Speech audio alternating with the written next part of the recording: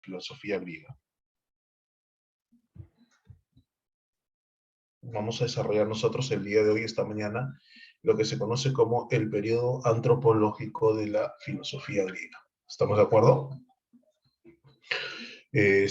Para recordar entonces, la semana pasada nosotros habíamos desarrollado lo que se conoce como el periodo cosmológico. A ver, algunas palabras claves, ¿no? Me gustaría, por favor, que me respondan a la siguiente.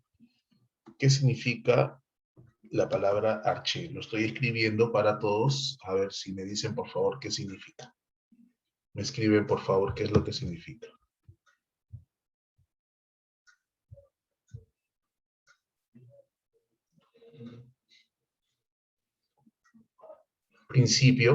Principio, origen, ¿no? Gracias, Nicolás, Alessandra.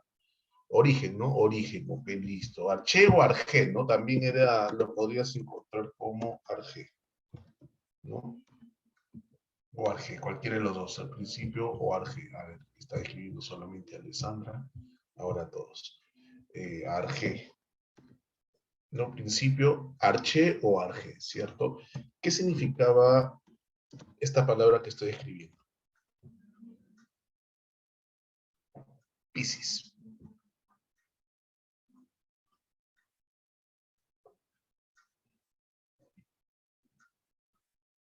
Naturaleza, muy bien, Alessandra, excelente. Naturaleza, Piscis, naturaleza. Ok, el resto está de acuerdo, ¿no? Piscis significaba naturaleza. Cosmo, ¿qué significaba la palabra cosmo?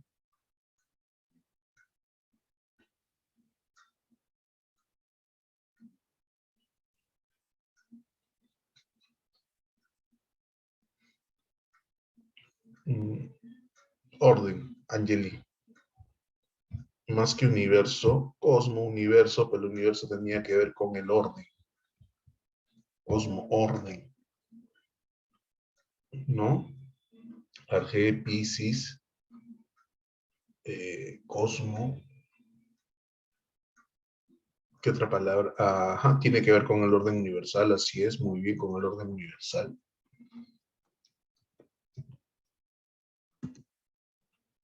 Panteísmo.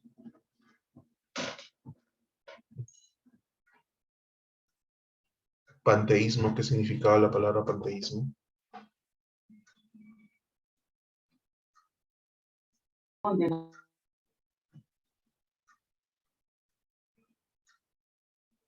No, doctrina no.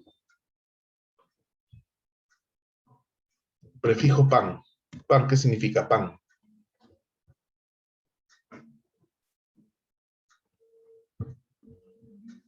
Prefijo pan.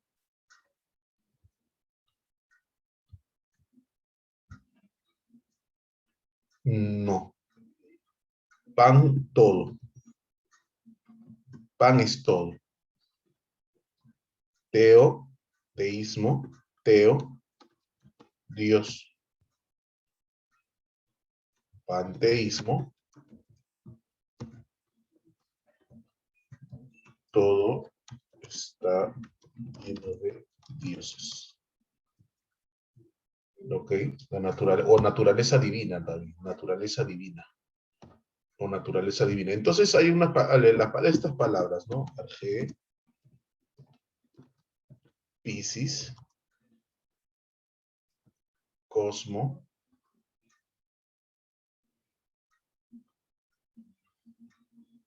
Quinesis, me olvidé de preguntar por Quinesis. Son algunas palabras que están íntimamente relacionadas con el periodo cosmológico de la filosofía y que usted, estudiante, debe tener en claro, ¿no? Ya hemos repasado, Arge o Arche tiene que ver con origen, Piscis, naturaleza, cosmo, orden del universo, Quinesis, movimiento, ¿no? Quinesis tiene que ver con movimiento. Relaciónalo, ¿no? Por ejemplo, ¿no se ha escuchado hablar de los médicos kinestésicos? Cuando los jugadores se lesionan, por ejemplo, el kinesiólogo, los médicos kinestésicos, tienen que ver con justamente este tema de movimiento, ¿no? En psicología tenemos las sensaciones kinestésicas, ¿no? En psicología usted debe recordar que existen las sensaciones kinestésicas. Esas sensaciones kinestésicas ¿correcto? Hacen referencia a lo que es movimiento, desplazamiento, ¿no? Si, si yo te hablo de la palabra quinesis, ¿con qué filósofo cosmológico está íntimamente relacionada la palabra quinesis? De que todo cambia, todo está constantemente cambiando.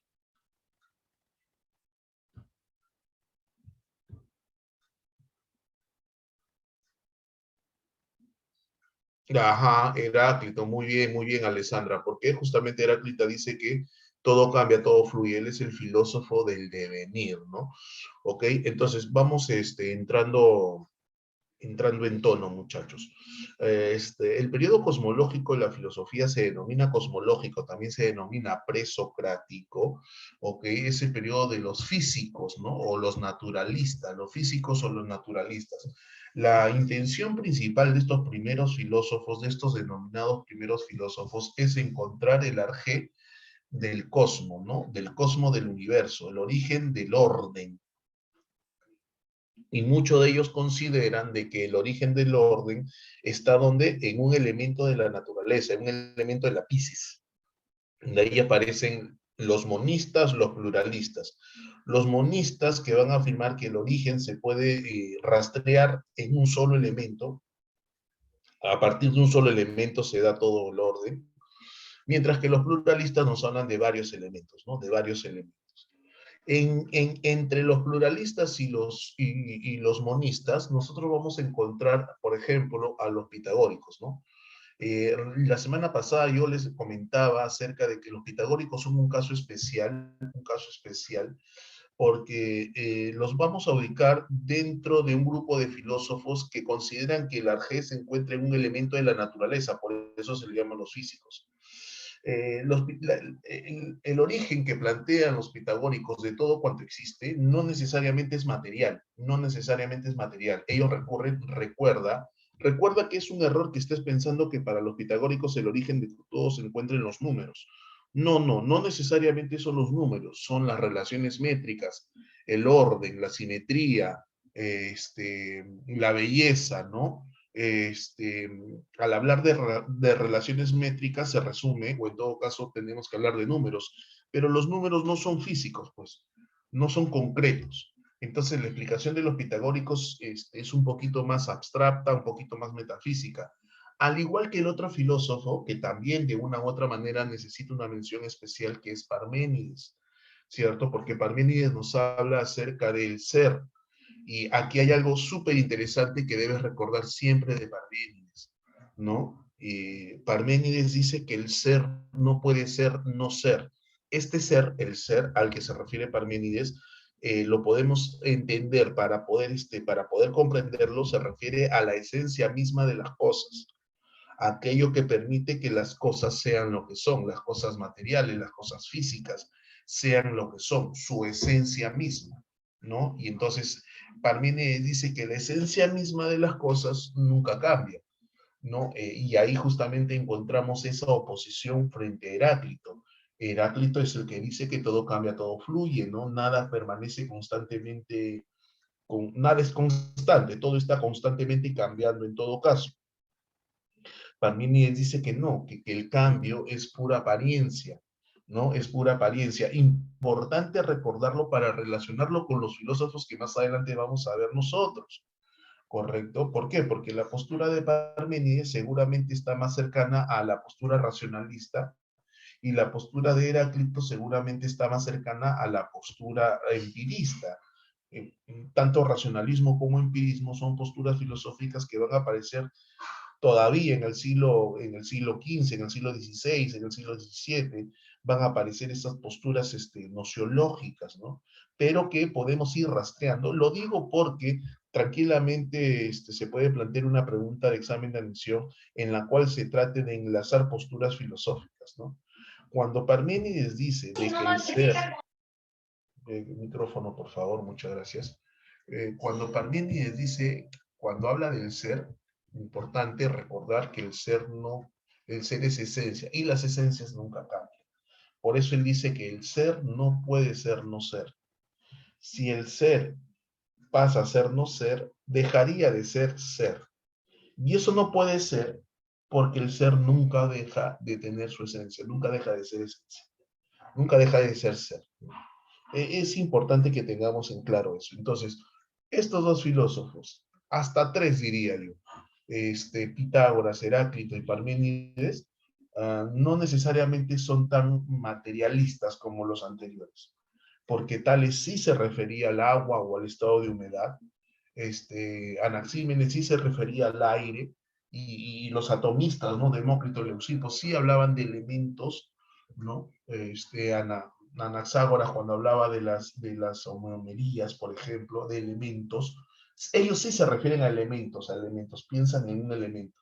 Pero los pitagóricos no hablan de un elemento físico, hablan de relaciones métricas. Heráclito mismo, cuando habla de fuego, no necesariamente es el fuego el elemento, sino el fuego la resultante de la lucha de opuestos, de la lucha de contrarios que genera el cambio. Y en el caso de Parmenides nos habla de un elemento metafísico, no un elemento material, el ser. Esas son las cosas que debes tener en claro para empezar a diferenciarla con el periodo antropológico. Yo preguntaba la semana pasada, por ejemplo, yo preguntaba acerca de por qué esta división de cosmológico, que también se le llama presocrático, y al siguiente periodo antropológico, que se le llama socrático. Ah, ya, profesor, porque todos esos filósofos vivieron antes que Sócrates. Y yo te dije que eso era falso, porque muchos de estos filósofos, tales Anaximandro, Anaxímenes, Pitágoras, probablemente hayan sido contemporáneos con Sócrates. ¿Ok? Probablemente hayan sido contemporáneos con Sócrates. Sin embargo,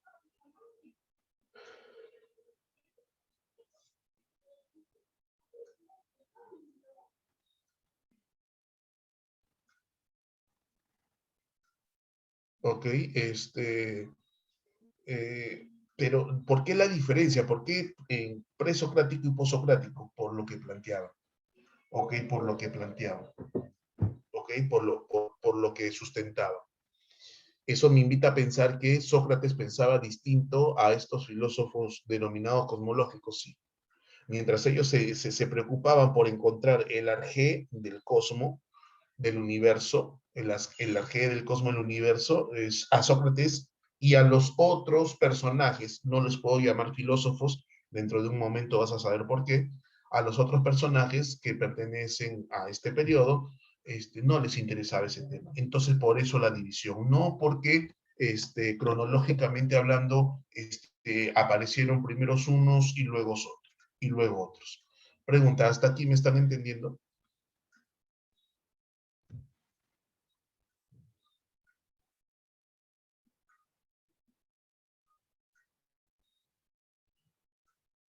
Ok, gracias, Ariana. Entonces, es una gráfica que siempre recurrimos cuando hablamos de filosofía, el periodo antropológico, ¿ok? Y seguramente esta gráfica también nos puede ir dando luces de lo que vamos a trabajar el día de hoy, ¿no? Una persona como que enseñándole, como que ilustrándola, como diciéndole qué es lo importante a la persona que está sentada, que está pensando. Esa imagen nos puede ayudar también a reflexionar acerca del tema del día de hoy. Muy bien, ese gráfico que tú ves ahí, de una u otra manera, ese gráfico que tú ves ahí,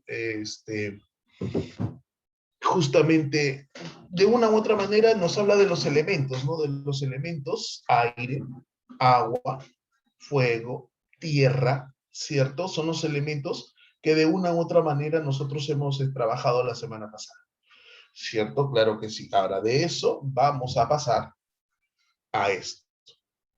Y esa gráfica es muy referencial, ¿no? Entonces, ¿qué me quiere decir eso, profesor? Eso te quiere decir que lo que ya hemos mencionado en los primeros minutos, los primeros filósofos reflexionaron sobre el principio y el origen de la naturaleza, ¿cierto? Eso ya es conocido, lo hemos repasado en los primeros minutos, pero ahora, en este nuevo periodo, vamos a encontrar a estas figuras, vamos a encontrar a los sofistas y a Sócrates. Entre los sofistas y Sócrates, ¿quién sí es considerado filósofo? Sócrates, ok, sí es considerado filósofo, ¿quién? Sócrates, ¿correcto? ¿Los sofistas no, profesor? No. Y esa palabra sofista, dentro de un momento te voy a dar luces acerca de lo que significa esa palabra sofista, ¿no? Los sofistas y Sócrates no reflexionaron por este problema, por este tema del origen de la naturaleza, del cosmos, del universo, sino que reflexionaron en torno a problemas de la ciudad como la virtud, la educación y la política. La pregunta es ¿por qué, profesor? Importante porque saber el por qué, muchachos, insisto, el estudiante que postula San Marcos, el estudiante preuniversitario que postula San Marcos no solamente debe ser un estudiante que recepcione datos, no, sino es un estudiante que sepa entender y comprender, relacionar, analizar, sacar conclusiones, ¿no? Y eso es justamente lo que yo pretendo hacer contigo en estos momentos, ¿correcto?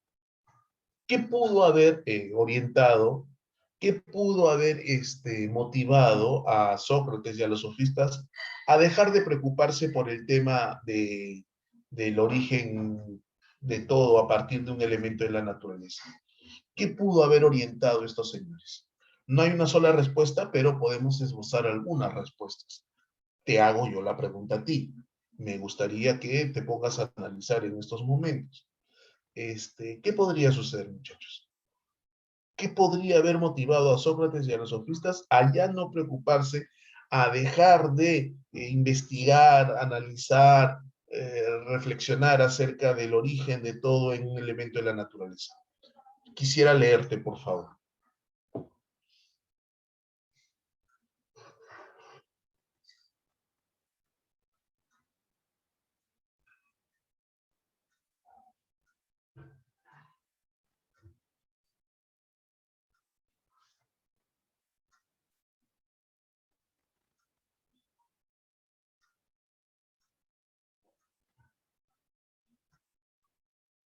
¿Alguna respuesta? Levantar el micrófono, el problema.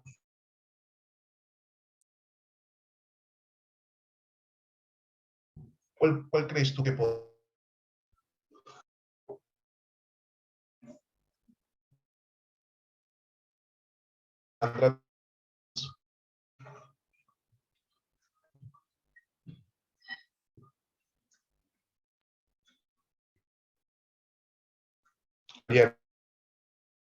lo siguiente? ¿Me escuchas, Anita? ¿Me estás escuchando?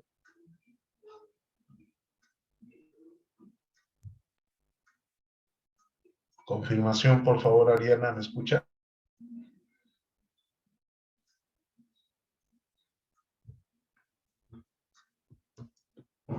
Ok, listo, Ariana. Preguntaba para ti y para todos tus compañeros. La gráfica que ves en la pantalla me habla acerca de la transición de un... En la izquierda está graficado los cuatro elementos, es decir, me hace referencia al periodo cosmológico. En la derecha, ok, hace referencia a Sócrates y los sofistas. Y en la pantalla dice que ellos ya no se interesaban por buscar el origen de todo en la naturaleza, ni en el agua, ni en el fuego, nada, sino que ellos reflexionaban acerca de problemas de la ciudad como la virtud, la educación y la política. La pregunta es, Ariana, la pregunta es, ¿qué pudo haber motivado, ok?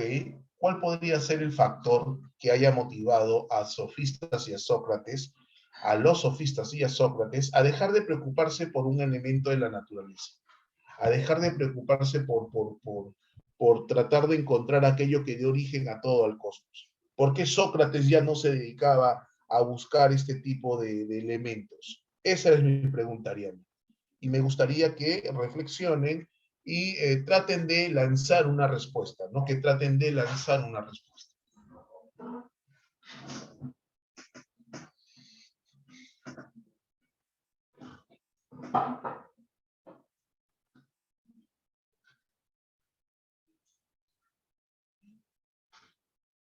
¿Me escuchaste, no, Ariana?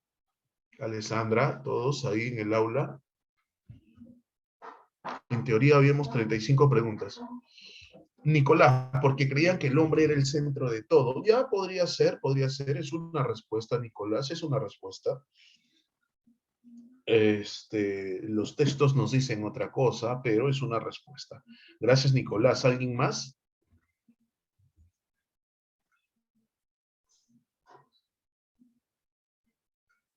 Uno más o un par de más, un par de estudiantes más que se anime, por favor. Hay más de 30 estudiantes en aula, así es que tranquilamente puedo recoger un par de respuestas más.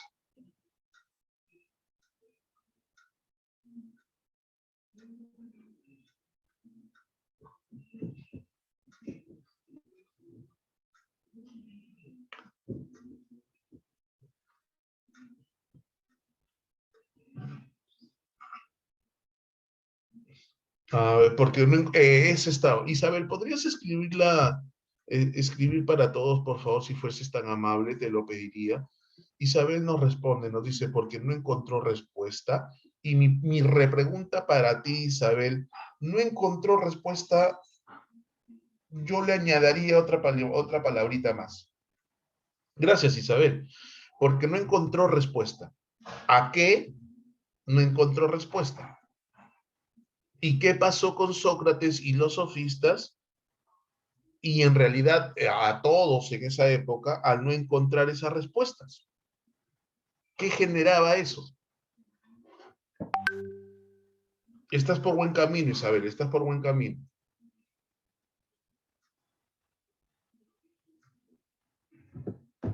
A ver, gente, vamos, los demás también. Participe, señor, participe. El chat debería estar reventando de respuestas. Vamos, por favor, se les invita a participar.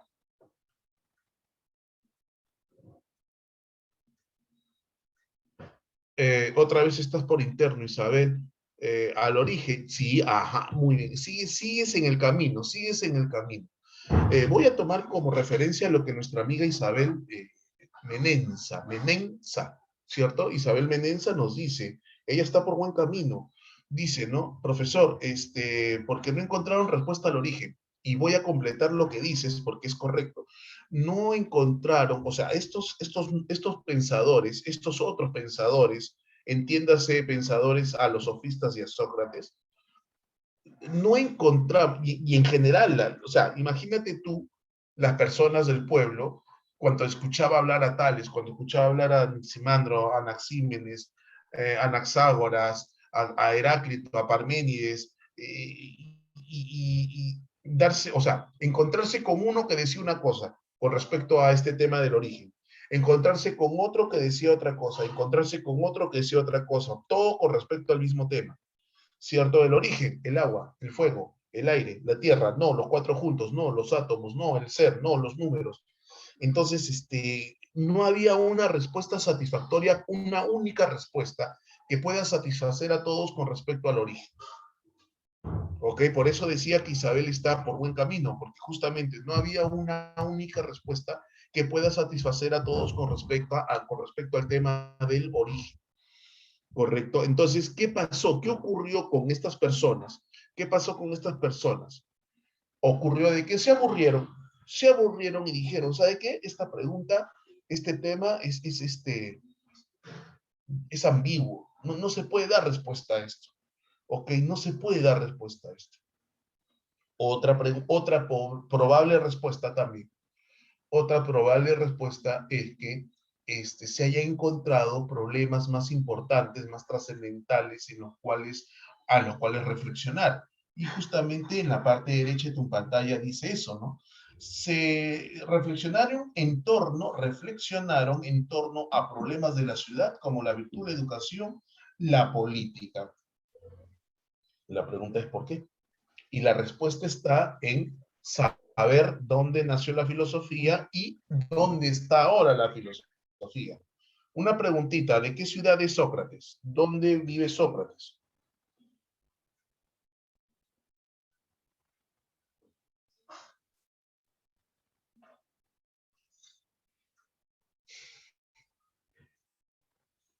¿Dónde vive Sócrates, muchachos?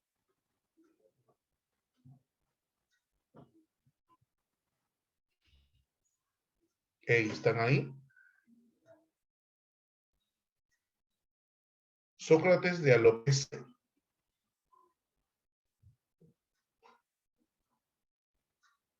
En el antiguo Atenas, profesor. Ajá, ajá, eso sí. Alopece, en todo caso, es un centro urbano cerca, pero está en Atenas. Pero está en Atenas, básicamente Atenas. Y acá la pregunta que yo justo reflexionaba también acerca de eso la semana pasada. Ok, ¿dónde nace la filosofía? La filosofía nace en Atenas, ¿verdadero o falso? Verdadero. No, hijita, falso. La filosofía no nace en Atenas. No, no, no, lo habíamos dicho la semana pasada. Toma apuntes, por favor. No, no, no sé el nombre de la persona que me respondió, pero así es, Lucero, en el puerto de Mileto. En el puerto de Mileto, ¿no? Y habíamos reflexionado, habíamos dicho, Tales de Mileto, ok, Parménides de Lea, Demócrito de Leucipo, o sea, Pitágoras de Samos. Entonces, habíamos mencionado la semana pasada, y esto es algo que debe tener bien clarito, habíamos mencionado la semana pasada que uno de los factores que se analizan para entender por qué la filosofía nace en estas colonias griegas es justamente porque estaban alejadas de las polis, donde en las polis se ejercía mucho control, sobre todo religioso, y eso no permitía una libertad de pensamiento. En el caso de Mileto, por ejemplo, era un puerto, había intercambio comercial, intercambio cultural, entonces eso permitía cierta libertad de pensamiento, ¿no? Eh, ¿Cómo se llama? El señor Sócrates no pertenecía a ninguna colonia, Sócrates pertenecía a una polis, a Atenas. Entonces la pregunta es, ¿qué ocurrió? Ocurrió, pues, muchachos, que la gente al no sentirse satisfecha con la respuesta a este problema que plantean estos primeros filósofos, que si el agua, que si el aire, que si el fuego, entonces se fueron desilusionando, ¿no? Se fueron, ya no le prestaban interés a estos filósofos porque al parecer no había una respuesta que pueda satisfacer a todos. Uno, dos, las polis empiezan a tener mayor relevancia, empiezan a tener mayor brillo. Recuerda que Atenas podría ser pues la ciudad luz de aquel entonces, ¿no? Podríamos hacer la comparación, la analogía con París o con Nueva York, esas ciudades que concentran a las personas, ¿no? Justamente hay una palabrita interesante. Dime, ¿qué significa cosmopolita? Ahí está, lo estoy escribiendo y se lo estoy mandando a todos. ¿Qué significa cosmopolita?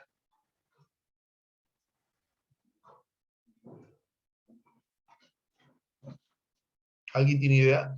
Es que va de un lugar a otro, sí, sí, sí, podría ser, pero también como ciudadanos del mundo, ¿no? Una ciudad cosmopolita es un lugar que, Cusco, no sé si tenemos en sala a alguien que sea de Cusco, ¿no? Ok, pero se dice que Cusco es una ciudad cosmopolita, ¿por qué? Yo he tenido hasta 3 oportunidades de estar en Cusco. Ciudadano del mundo significa cosmopolita, ciudadano del mundo. ¿Por qué Cusco es considerado una ciudad cosmopolita, por ejemplo? Porque hay Porque viajan de bastantes diferentes lugares. países. Porque ahí confluyen personas de distintas ciudades, pues, ¿no? Tú cruzas la plaza central de Cusco y encuentras chinos, japoneses, uruguayos, argentinos, o sea, un montón de personas, ¿cierto? Algo así. Entonces, ¿qué ocurre, Marce? Ocurre que en Atenas empezó a ser esa ciudad luz, ¿no? Que atraía por su nivel cultural, ¿cierto? Atraía a la gente, ¿correcto? Por el nivel cultural que había. Pero eso también traía problemas a la ciudad, ¿no? Había problemas en la ciudad. Claro, porque si hay muchas personas, ¿cómo regulas, cómo controlas, ¿no? Cómo tienes que ordenar a las personas, ¿ok? Entonces debe haber, qué sé yo, reglas, normas, leyes adecuadas, ¿no? Para regular a tantas personas. Ahora, recuerda también que en el caso de los atenienses, ellos la tenían bien clarita, ¿no? Ellos hacían una diferenciación entre las personas, entre las clases sociales, ¿cierto? ¿A quién se le consideraba ciudadano, por ejemplo? ¿A quién se le consideraba ciudadano, por ejemplo? No todos eran ciudadanos. Los que venían de afuera, los extranjeros, no eran ciudadanos. No eran ciudadanos. ¿cierto? Se consideraba ciudadano al que era nacido en Atenas, hijo de padres atenienses, que tuviera mayoría de edad, 21 años, si es que mal no recuerdo en esa época, y un dato que no necesariamente las señoritas van a estar de acuerdo, ¿no? Pero en esas épocas era así, ¿no? Tenías que ser varón. Ahora, ¿qué implicaba ser ciudadano? Participar en las decisiones de la ciudad, participar en todos estos temas ciudadanos, ¿no? Como la virtud, la educación, la política. Entonces, lo que te vengo diciendo resume o trata de explicar esa imagen que está en la pantalla. A la izquierda, periodo cosmológico, pero las personas empiezan a desilusionarse de este tema, ya no les interesa saber si el agua, si el fuego, si... ¿Por qué? Porque al parecer no satisface, no hay una única respuesta que pueda satisfacer a todos. ¿Correcto? Y en la parte derecha de la diapositiva, entender y comprender que ahora se denomina periodo antropológico, porque muy bien sabes tú que la palabra antropológico viene de hombre, antropo-hombre. La preocupación, como bien decía tu compañero, líneas arriba, la preocupación ahora es el hombre. ¿Pero por qué el hombre? El hombre como ciudadano. Ok, no se interesan saber por el origen del hombre, no se interesan saber por la esencia del hombre, o sea, no es un problema antropológico, la antropología filosófica, origen del hombre, esencia del hombre, no tiene nada que ver con eso, sino su preocupación central es la participación del ciudadano en la vida política de la ciudad. Hola Christopher, ¿qué tal? Buen día, amigo.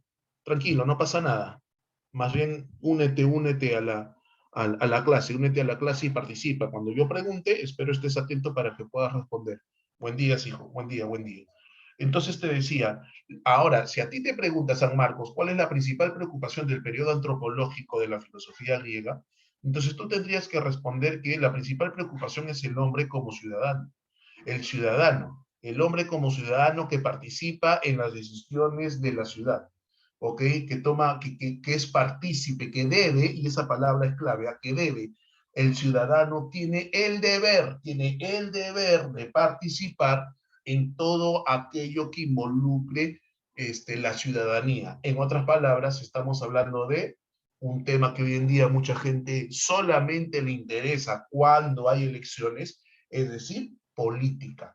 ¿Por qué? Porque la política forma parte de la naturaleza humana, según estos filósofos, porque la política es importantísima para, sí, demarcar, para delinear el futuro de una ciudad, ¿cierto? Claro, o sea, para decidir si se abren escuelas, si no se abren escuelas, si se abren hospitales, no se abren hospitales, si se hacen las carreteras o no carreteras, se necesita decisión política.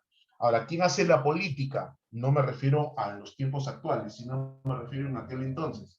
¿Quién hace la política? Los ciudadanos. Pregunta, ¿y en esa época quiénes eran considerados ciudadanos? Repito las condiciones. 1, haber nacido en Atenas. 2, ser hijo de padres atenienses. 3, tener mayoría de edad, 21 años aproximadamente. Y 4, ser varón. Las mujeres eran atenienses, mujeres atenienses, pero no eran consideradas ciudadanas. Al no ser consideradas ciudadanas, no tenían participación en estas decisiones, solamente los varones. Entonces la pregunta es ¿y cómo formar? ¿Qué necesitamos? Necesitamos buenos ciudadanos para que hagan buena política y el destino de la ciudad sea adecuada, sea correcta. Ajá, necesitamos buenos ciudadanos. Entonces yo te pregunto a ti, a ver, Christopher, si estás atento para que también participes en las respuestas. Yo te pregunto a ti, ¿qué se necesita para tener buenos ciudadanos? Y al parecer los tiempos no son iguales a los de Sócrates hoy en día. ¿Qué necesitamos para tener buenos ciudadanos? Educación. Excelente respuesta. Excelente respuesta. Educación. Esa es la respuesta, muchachos. Y te vuelvo a repetir, parece que los tiempos no han cambiado, porque hasta el día de hoy eso es lo que se necesita para hacer una buena política. La política implica la participación del ciudadano en el futuro de la ciudad. ¿Ok? En el futuro de la ciudad. En el futuro de la ciudad se necesita gente que participe. ¿Por qué? Porque si tenemos gente que se desentiende, entonces esto, o sea, no va a haber leyes. O por último, si hay gente que se desentiende, entonces que después no se queje, pues. ¿Por qué? Porque de repente no está de acuerdo con alguna ley que salga. Ah, pero no me conviene, que está mal. Oye, pero participa, da tu voz y opinión. No, es que no me gusta la política. Entonces no te quejes, porque es necesaria la participación política de la ciudadanía siempre. Ahora, la diferencia entre esa época y nuestra época es que los ciudadanos, pues, ¿cómo se llama? No necesito ser peruano para ser ciudadano, ¿no? Una persona, por ejemplo, que se nacionaliza peruano, un uruguayo, un argentino, y puede participar de la política peruana porque ya se nacionaliza, ¿no? Un poco las diferencias, en realidad hay bastantes diferencias, pero a nosotros nos interesa esa época. En esa época ya no interesa el agua, el fuego, el aire, no, sino la participación ciudadana para los designios de la ciudad. Para eso, ¿qué necesito? Educar a los ciudadanos. Pregunta, hasta acá, ¿me están entendiendo? Sí, profesor. Listo, chévere. Importante eso, ¿por qué?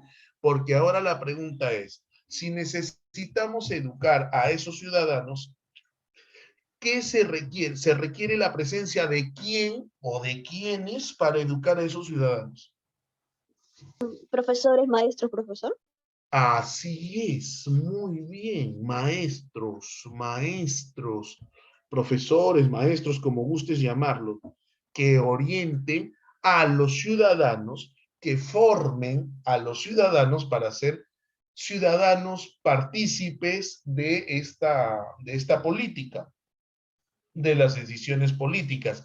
Entonces, la siguiente pregunta es, si necesitamos a estos maestros para formar a estos ciudadanos, pregunta, ¿qué habilidades, qué competencias se necesitan formar en estos ciudadanos para que sean buenos ciudadanos y participen de manera adecuada en las políticas ciudadanas? ¿Qué requieren estos ciudadanos? ¿Qué hay que enseñarles? ¿Qué destrezas, qué habilidades, qué competencias se necesita desarrollar estos ciudadanos? Valores, principios, Entonces hay que enseñarles axiología, hay que enseñarles ética, según, o sea, a partir de lo que tú me dices. Estoy de acuerdo contigo, sí, pero, me tengo que concentrar en aquella época. Hay que enseñarles acerca de democracia ya. Entonces, una pregunta bien interesante, Arianita, Lucero también, educación cívica, interesante, pero creo que tu respuesta está más orientada a esta época. Yo quiero remontarme a esa época. Me quedo con lo que dice Ariana. Ella dice, hay que enseñarles democracia, profesor. Una buena pregunta, señorita, es, ¿y qué es la democracia?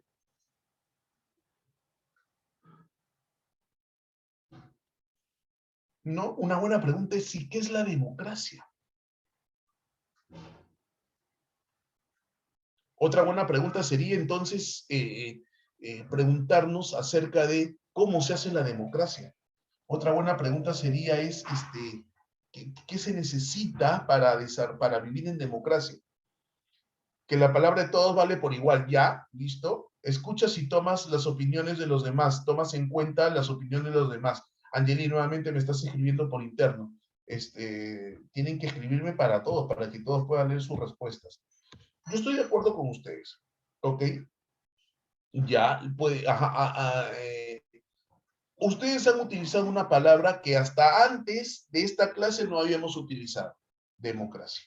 Y ustedes saben muy bien, por historia universal, ¿no? Su profesor de historia universal les ha dicho a ustedes, les ha enseñado a ustedes, les ha comentado a ustedes de que la democracia nace en Atenas. Sí, Ariana, sí, tienes razón. Pero que la democracia nace en Atenas. Te tengo una pregunta y debes tener la respuesta. ¿Cuántos tipos de democracia hay? O en todo caso, ¿qué tipo de democracia existía en la Atenas antigua, la Atenas de Sócrates? ¿Qué tipo de democracia existía? ¿Una democracia directa o una democracia indirecta? En la época de Sócrates, ¿ah? De Sócrates y de los sofistas. ¿Qué tipo de Una democracia? democracia indirecta. Indirecta. El caballero nos dice indirecta. O directa? Y la respuesta es, redoble de tambores. Esta clase sale con efectos especiales, muchachos, con efectos sonoros. Y la respuesta es democracia directa. ¿Directa por qué, profesor? Porque, ¿qué implica la democracia? Elecciones, ¿no? O sea, hablar de democracia es hablar de elecciones. Hay que escoger a nuestras autoridades. Para eso nosotros emitimos nuestro voto, para escoger a nuestras autoridades. Pero en aquel entonces, la población no era tan amplia y se podía contabilizar los votos de manera directa. Se podía contabilizar los votos de manera directa. Profesor, pero era un montón de gente. Es que, uno, que no había mucha gente, y dos, que no todos votaban. Pregunta, el voto, ¿quién ejercía el voto? ¿Quién tenía derecho al voto? Los hombres, profesor. Los hombres. Los ciudadanos. O sea, la respuesta más correcta es ciudadano. Es ciudadano. Porque si tú me dices los hombres, los varones, una persona que venga de Mileto, varón, puede votar. Una persona que venga de Samos, varón, puede votar. Ok, una persona que venga que sea persa, que sea egipcio, que sea caldeo asirio, varón, puede votar en Atenas, y la respuesta es no, pero son varones. Entonces, la respuesta más exacta, más precisa, es los ciudadanos. Pero decir ciudadano hombre es un poco redundante, amiga Isabel, porque recuerda lo que yo he dicho hace un momento, solamente los varones son considerados ciudadanos. Pero recuerda los requisitos. ¿Cuáles son los requisitos? 1, haber nacido en Atenas. 2, tener padres atenienses. 3, tener mayoría de edad. Y 4, ser varón. ¿No? Entonces, ser ciudadano era ser sinónimo de varón en aquel entonces. Entonces, con eso tú reducías la cantidad de personas que participaban, ¿no? Tú reducías la cantidad de personas que participaban. ¿Correcto? Entonces es una democracia directa. No hay problema, hijita, estamos aquí para poder apoyar. La pregunta es, la democracia que nosotros vivimos hoy en día, ¿no? 2021, aquí en el Perú y en muchas partes del mundo, ¿qué tipo de democracia es? ¿Directa o indirecta? Indirecta, profesor. Así es, indirecta. Es una democracia indirecta. Nosotros vivimos una democracia indirecta, pero nació de una democracia directa en Atenas. Ok, claro, muy bien, Maricris. Es una democracia indirecta, pero nace de esta democracia directa. ¿Correcto? Entonces la pregunta es, estas personas deben saber de democracia. Listo, de democracia. Entonces ellos votaban por tal o cual cosa, ¿no? En aquel entonces ellos votaban, los atenienses se reunían a discutir y votaban para ver cuál era la mejor propuesta. Se reunían para discutir y votaban por ejemplo, vamos a abrir un nuevo gimnasio. ¿Quiénes están de acuerdo? ¿Quiénes no? ¿Por qué sí estás de acuerdo? ¿Por qué no? Vamos a abrir una nueva escuela. ¿Quiénes están de acuerdo? ¿Quién no? ¿Por qué estás de acuerdo? ¿Por qué no estás de acuerdo? Ellos se reunían a discutir ese tipo de temas. Hay que refaccionar esta carretera, hay que construir aquí, hay que hacer esto allá, qué sé yo. La gran pregunta es, ¿dónde se reunían los atenienses a discutir esos temas?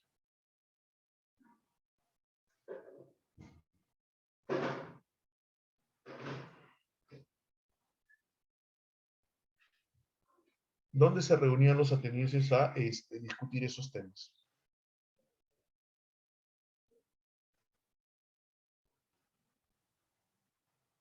¿Nada?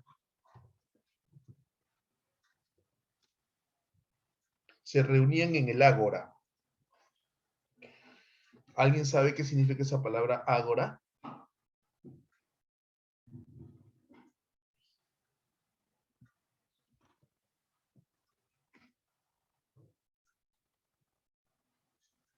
Plaza. En la plaza.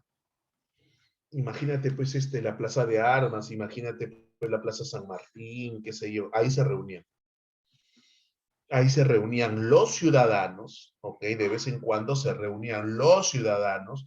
Los demás podían escuchar, ¿ah? Los demás podrían escuchar, pero no tenían derecho a voto, no tenían derecho a opinión, a voto, ¿ok? Entonces, entonces ellos se reunían en la plaza. ¿ok? Y discutían, debatían, porque es parte del ejercicio democrático el debatir, es parte del ejercicio político, democrático, el debatir. La gran pregunta es, y acá viene el detalle, yo pregunté hace minutos atrás, he preguntado, ¿qué necesitaban estos ciudadanos para, tú me dijiste, ¿no? Hay que formar buenos ciudadanos, deben haber maestros que enseñen a los ciudadanos. Yo pregunté, ¿y qué necesitan estos ciudadanos para ejercer un buen papel, para tener buenos argumentos? ¿Qué necesitan, no? Tú me dijiste educación cívica, valores, me dijiste democracia, sí. Pero básicamente, ¿qué hacían? Debatir. Entonces la pregunta es, ¿qué necesitan estas personas, estos ciudadanos, para debatir bien? ¿Qué necesitaban esas personas para debatir bien?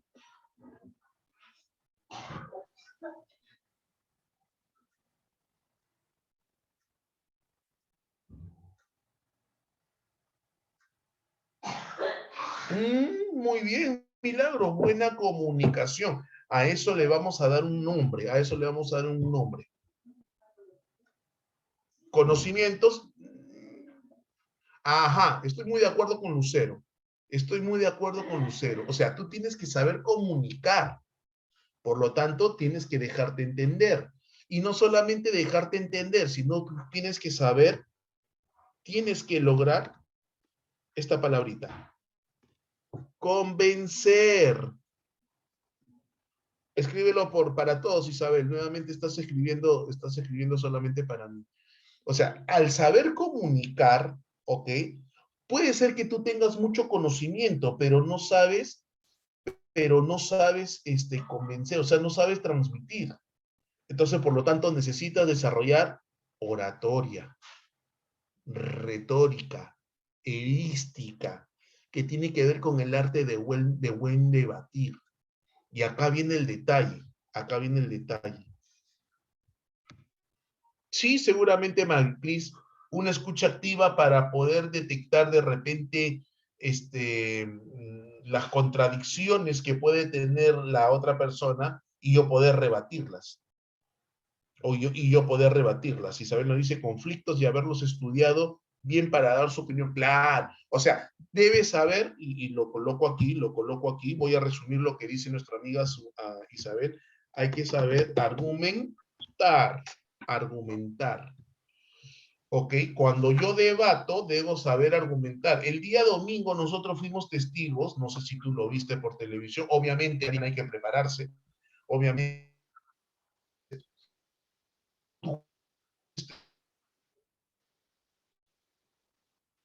Eso para mí sí fue un debate. Lo de Chota no fue debate, pero no. Acá sí, ¿por qué? Porque acá se rebatían ideas. Entonces, más o menos eso era lo que ocurría en Atenas, ¿cierto? Salían personas a defender su postura, la argumentaban, y luego había otra persona que de repente no estaba de acuerdo y la argumentaba, debatían, profe, se peleaban. No, porque discutir, debatir, no es pelearse. No es necesario que tú eres, o sea, no necesariamente tú tienes que ser mi enemigo, sino que tú planteas A, pero yo no estoy de acuerdo con tu planteamiento A, yo tengo mi planteamiento B.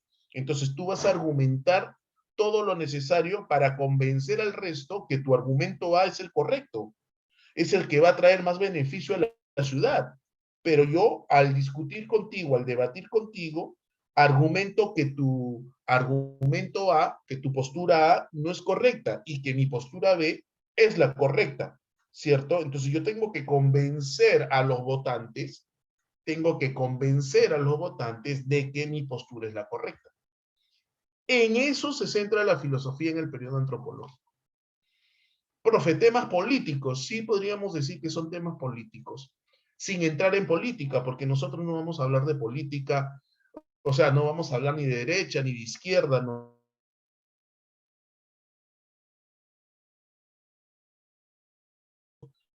Debemos entender que en el periodo antropológico, la participación ciudadana en la vida democrática, en la vida política, eso es lo que le interesa a la filosofía en este periodo antropológico. Pregunta, ¿se está entendiendo hasta acá? Sí, profesor. Ok, muchas gracias. Entonces, necesitamos a esos maestros, ¿no? ¿De dónde sacamos a esos maestros? ¿De dónde sacamos a esos maestros para que enseñen a los ciudadanos? Para formar buenos ciudadanos, para que tengan para que sepan argumentar, para que sepan debatir. ¿De dónde sacamos esos maestros? Pues aparecen estas personas, los sabios extranjeros, que vienen de otro lado, o sea, no son atenienses. Los atenienses, ¿cómo los llaman a estas personas extranjeras? Los metecos, ¿cierto? Así los llaman los metecos. Y aparece la figura de los sofistas, aparece la figura de los sofistas. ¿Quiénes son los sofistas, profesor? Recuerda que sofista viene de Sofía. ¿Ok? Sofista viene de Sofía. Y pregunta, ¿qué significa Sofía? Sofía significa sabiduría. Profesor, no necesariamente. No necesariamente.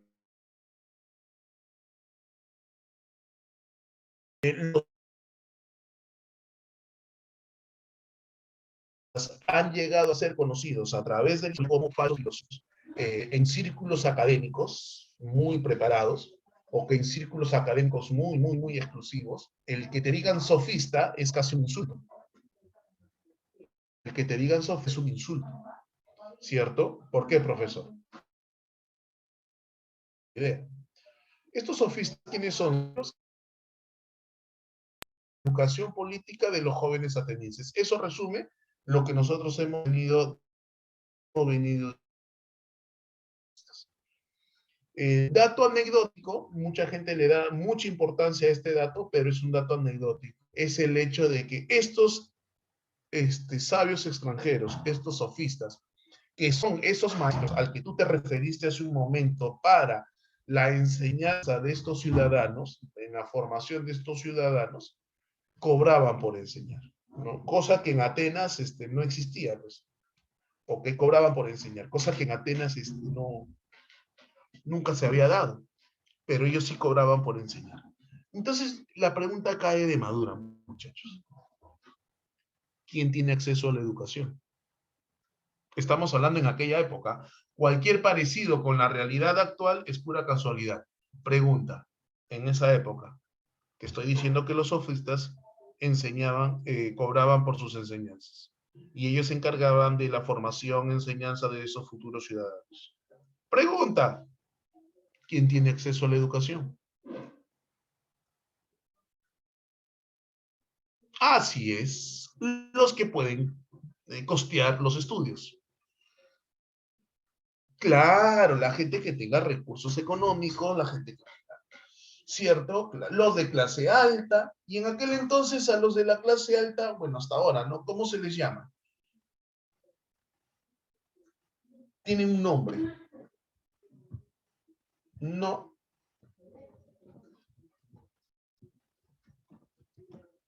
Tampoco los fresas. ¿Por qué los fresas? Los pitucos no. La aristocracia. Privilegiados, la aristocracia, ¿no? Fresas, ala. Y ya, ¿por qué no la oligarquía también?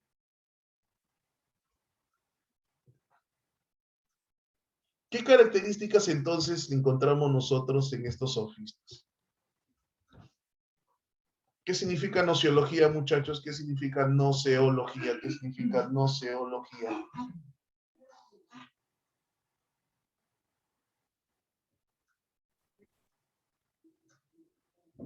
Noceología.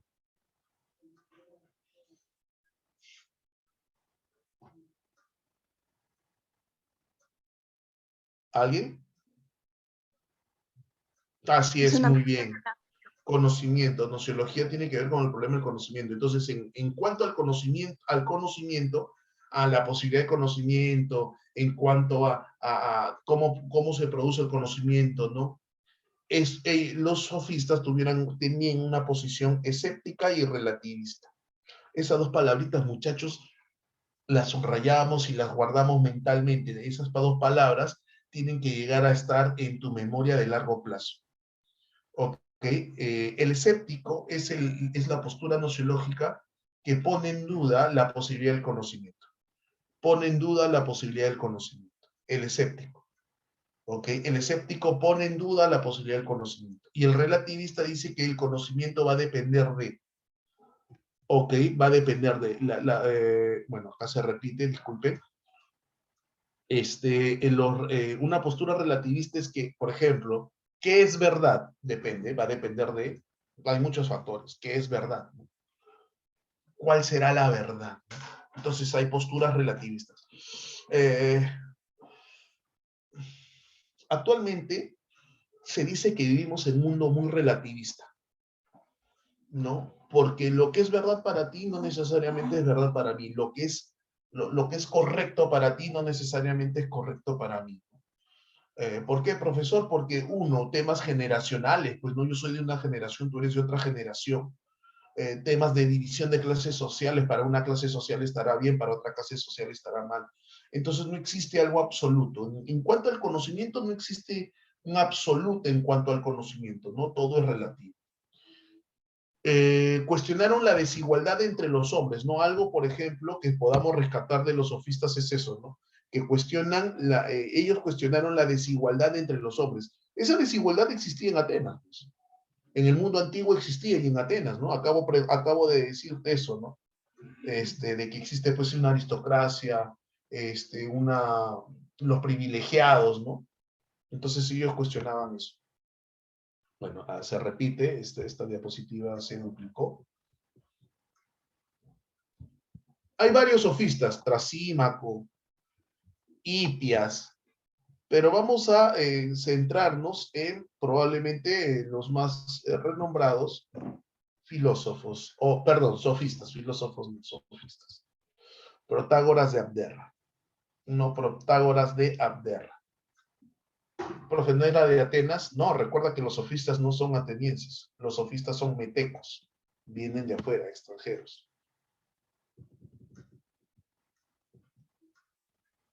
Ahí está, Angeli. ¿Me avisas, por favor? Esa. Ariana, ¿esa o una más retrocedo? No, eso, profesor, ya está, gracias. Ok, avanzo. Ya está Angeli, ¿no? Listo. A Protágoras de Abdera. Y ahí está. Mira, esa gráfica yo la utilizo para la Gestalt, por ejemplo. Cuando enseño psicología Gestalt, también la utilizo. Entonces yo te pregunto ahí, ¿es un 9 o es un 6?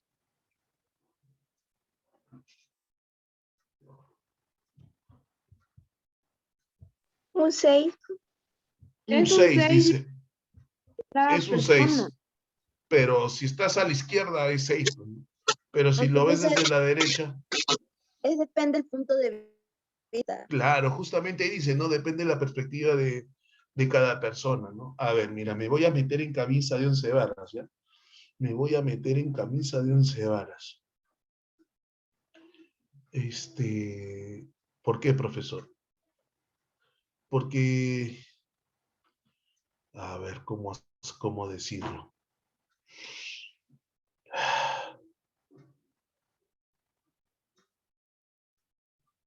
A ver, pensar que una de las candidaturas, ¿no? Tenemos dos candidaturas ahorita. Pensar que de las candidaturas, o el de extrema izquierda o el de la extrema derecha, como lo representa el señor Castillo y la señora Fujimori, ¿cuál será la mejor, no? Para los que de repente comulgan con las propuestas del señor Castillo, lo que propone la señora Fujimori es totalmente desastroso. Y lo que comulgan con las ideas de la señora Fujimori, seguramente concuerdan de que lo que plantea Castillo es más que desastroso. Entonces la pregunta es, ¿quién tiene razón? ¿Los de Perú Libre o los de Fuerza Popular?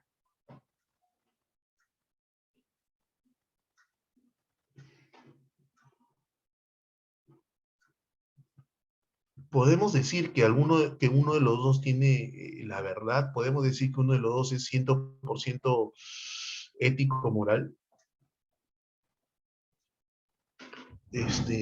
si tú te has dado cuenta, si tú te has puesto a revisar este tema, eh, por ejemplo, no, insisto, me estoy metiendo en camisa de 11 varas, pero voy a tratar de ser muy respetuoso, voy a tratar de ser muy respetuoso.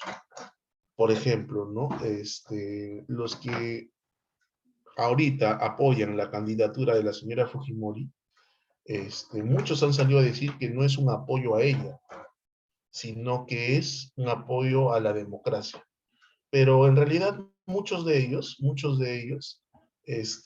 han escuchado del otro lado, por parte del señor Castillo, que se van a expropiar, que se van a estatizar las empresas. Entonces muchos de ellos dicen, no, no, no, no, no, no, no, no, no, no, no, no, no, me van a quitar mi negocio, me van a quitar mi empresa, no, no, no, no, no. Yo no soy fujimorista, pero voy a votar por ella porque, no, el otro me va a quitar eso. Entonces tu postura es muy convenida, ¿no? Tu postura es muy convenida, o sea, tú no estás necesariamente votando por la democracia, sino estás votando porque, o sea, tu postura es relativa, o sea, ¿estás a favor de ella? No, pero, entonces a eso me refiero, ¿no? A eso me refiero, o sea, existe la verdad, no todo es relativo. Entonces, el voto que están emitiendo muchas personas es en función a a la perspectiva que ella tiene. Entonces, a la perspectiva que las personas tienen. Entonces, no es que nuestra decisión sea basada en una verdad, en algo ético, moral. No, no, no, no. Es en función a tu perspectiva. Claro, un tema de conveniencia. Entonces, acá también pasa por eso. Entonces, Protágoras de Abderra planteaba esa teoría. Toda verdad, toda verdad es relativa. Entonces, ¿cuál es la postura de Protágoras que tú debes recordar? Que para Protágoras no existen verdades absolutas. No existen verdades absolutas. Como no existen verdades absolutas, entonces toda verdad es relativa. Ahora, la pregunta es, y aquí abrimos un paréntesis, y preguntamos, ¿eso será correcto o incorrecto? ¿Ok? O sea, afirmar que no existen verdades absolutas. A ver, yo tengo una pregunta. Y este curso sabemos que el curso debería llamarse Historia de la Filosofía porque nosotros mencionamos lo que dijeron los filósofos, pero debemos darnos un espacio para reflexionar también. Debemos darnos un espacio para reflexionar. Yo tengo una pregunta, sobre todo para los estudiantes que son creyentes, ¿no? Los que son muy creyentes. En otras palabras, o eres cristiano católico o de repente tienes otra religión, pero crees en Dios. ¿Ok? Yo tengo una pregunta. Si tú crees en Dios, eso quiere decir que para ti Dios es todo. Para ti Dios es la única verdad que existe. ¿Estoy en lo correcto o no estoy en lo correcto?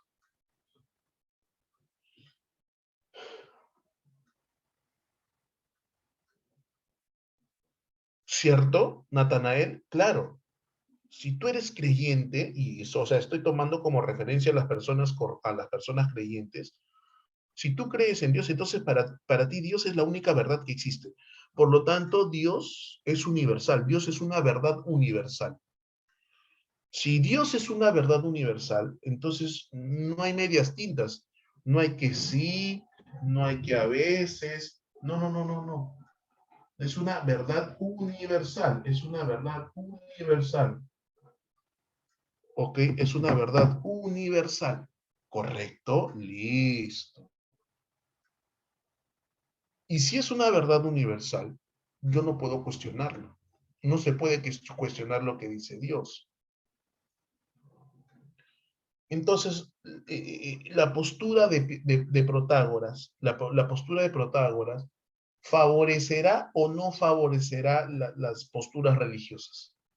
La postura de Protágoras, ¿favorecerá o no favorecerá las posturas religiosas? Cualquier religión, ¿no? No solamente quiero centrarme en la religión cristiana católica. Cualquier religión.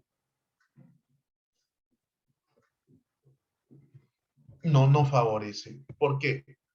Porque no existiría ningún dogma. Ahí está la palabra dogma. Pregunta, ¿qué significa dogma? Dogma significa una verdad irrefutable, una verdad universal. Entonces, la postura de Protágoras, ¿ok? La postura de Protágoras no favorecería esto, ¿no? O sea, nosotros estamos extrapolando lo que dice Protágoras. En cuestiones nociológicas, Protágoras dice que toda verdad es relativa. No existen verdades universales. Por lo tanto, la postura de Protágoras favorecerá, por ejemplo, a la ciencia que busca respuestas universales, me parece que tampoco. Ahora, te pregunto, ¿cuál es el peligro? ¿Cuál es el peligro, si es que existiese el peligro? ¿Cuál es el peligro de tener posturas relativistas? Una postura de Protágoras. ¿Cuál es el peligro de tener una postura relativista?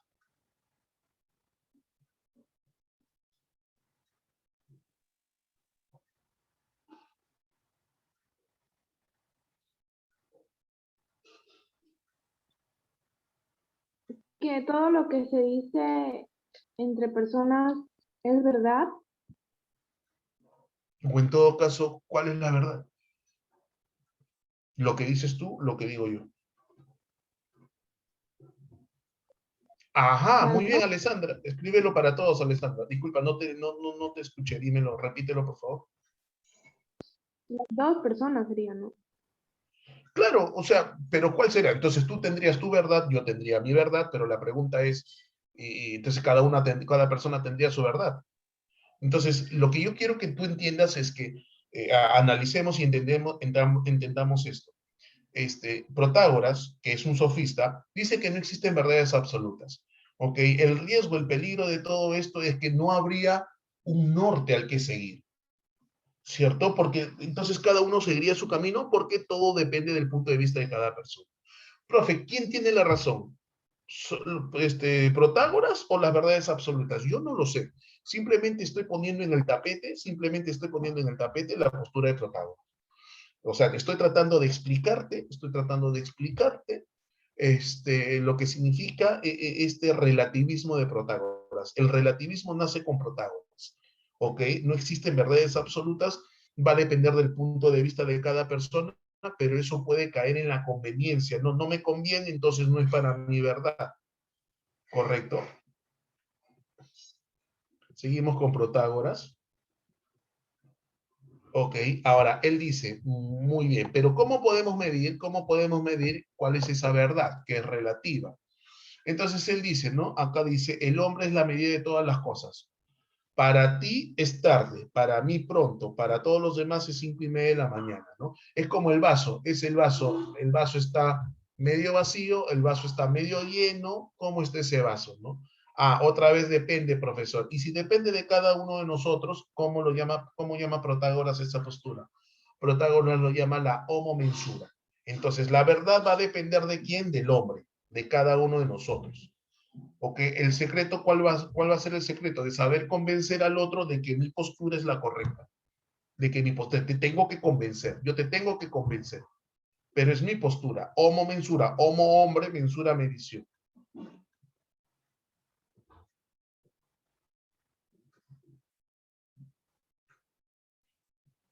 Por ejemplo, ¿no? El culto a Atenas es laudable, es plausible, es necesario. El culto a Atenas no es laudable, no es necesario, no es plausible. No, aguanta. ¿Cuál de las dos crees tú que sea verdad? ¿El culto a Atenas es importante, es necesario? ¿O el culto a Atenas no es importante, no es necesario? ¿Cuál crees tú que es la verdad? Ahí te lo pongo en pantalla.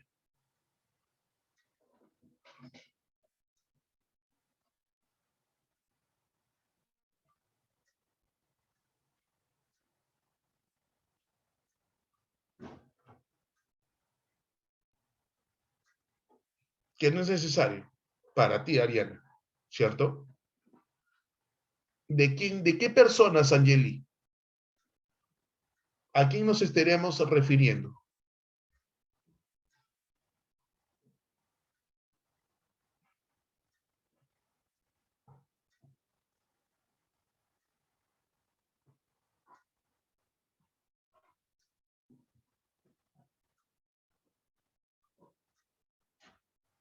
¿A quién nos estaremos refiriendo?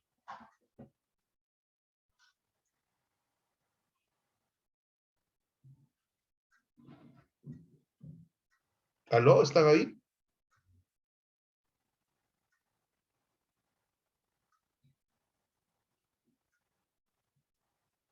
Ah, qué buena, Milagros, qué buena.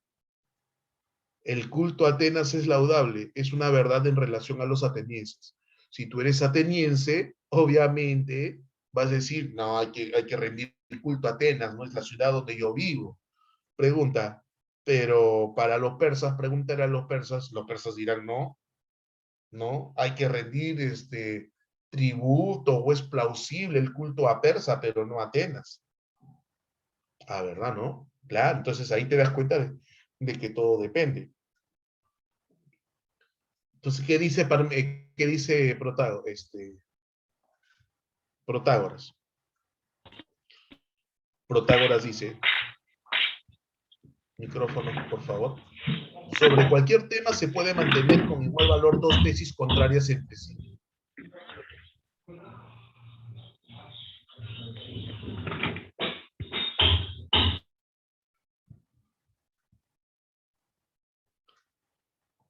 Sobre cualquier tema se puede mantener con igual valor dos tesis contrarias entre sí. Toda afirmación es válida bajo una determinada relación y su negación también es válida, pero desde otra relación. Pero la pregunta es, ¿cuál es la correcta? Entonces ahí es donde él dice que todo es relativo. Todo es relativo. La verdad es relativa. La verdad es relativa. Él es el asesino. No depende, pero vamos a ver. Vamos a analizar. Todo es relativo. Él me engañó. Aquí le llamas engaño, ¿no? Entonces todo es relativo. Ahí está, por ejemplo. ¿Esa imagen la conoces o no la conoces? ¿A qué polis ateniense, a qué polis griega, perdón, a qué polis griega se refiere esa imagen? No, no es Zeus.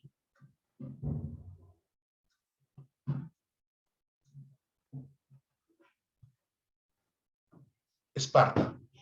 ¿Cierto? Claro. ¿Qué pasaba con los espartanos? ¿Qué hacían los espartanos?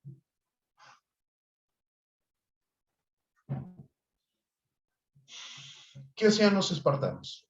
A los niños que nacían con ciertos defectos físicos, ¿cierto? Con ciertos defectos físicos, ¿qué hacían? Iban al monte Tegueto, no recuerdo bien el nombre del monte, y los arrojaban, ¿no? Los arrojaban, bueno, los asesinaban ya. Pregunta, ¿eso está bien o está mal? ¿Eso está bien o está mal?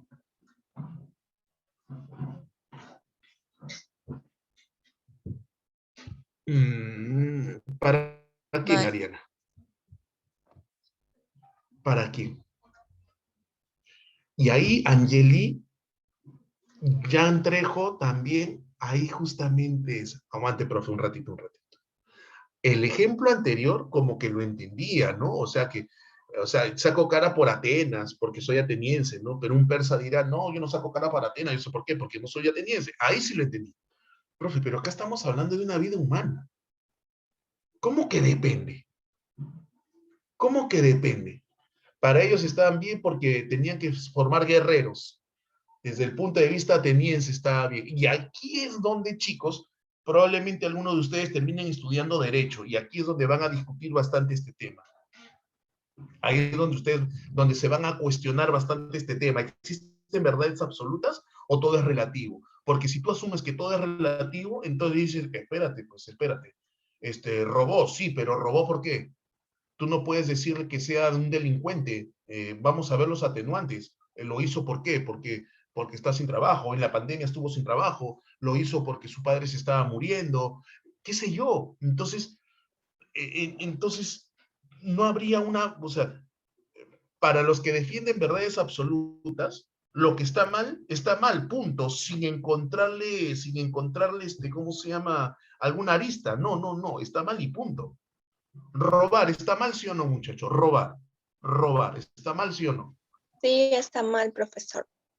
Está mal, ¿cierto? Oye, pero solamente agarré 2 soles. En cambio, el otro se robó medio país, pues, se robó medio país. Se robó 50 millones de dólares.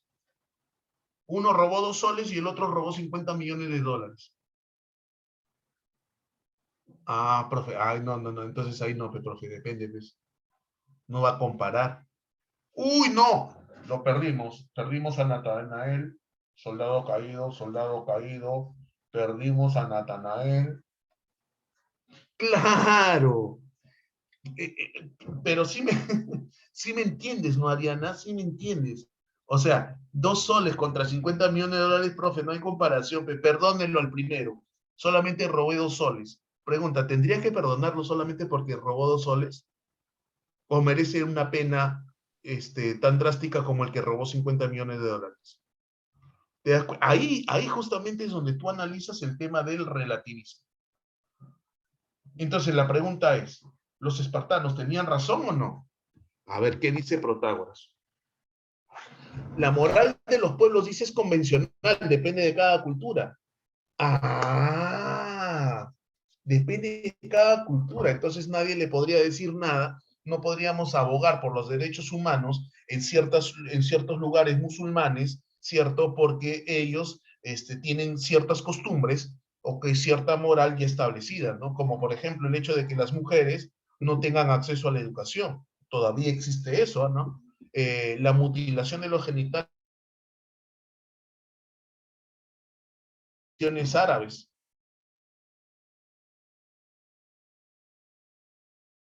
No le puede decir nada, ¿no? ¿Por qué? Porque ellos son la moral desde los pueblos. Entonces, es bien difícil este tema del relativismo. Para Protágoras, el sistema de creencia implica su verdad, su religión, sus... Entonces, para Protágoras, el sistema de creencias depende de la sociedad, el relativismo cultural y del individuo subjetivo. Angeli,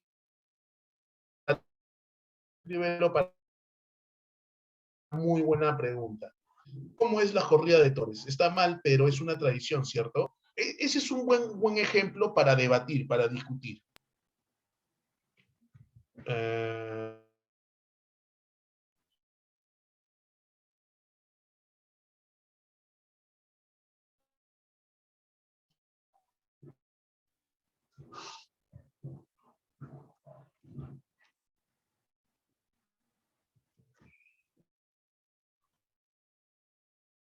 ¿Ahora sí me escuchas, Ariana? Ok, listo. Entonces te diría, ese es un buen ejemplo, el de los toros, ¿no? El de la corrida de toros. Si nosotros tenemos una postura relativista, entonces hay que respetar al pueblo de España. Me parece que en España es esta tradición, ¿no? Hay que respetarla, pues, ¿no? Hay que respetarla porque es su costumbre. Entonces sería un relativismo cultural, pues, profesor. Hay que respetarlo. Pero igual, estamos hablando de maltrato animal. Entonces el maltrato animal también tiene que ser relativo, depende de que si es una costumbre o no. Por eso te digo, es bien complicado, es bien difícil. Interesante, pero difícil también. Interesante, pero difícil también.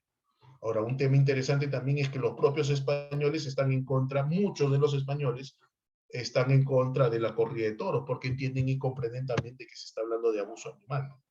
Pero es un tema muy espinoso. Finalmente, este señor, Protágoras de Abderra,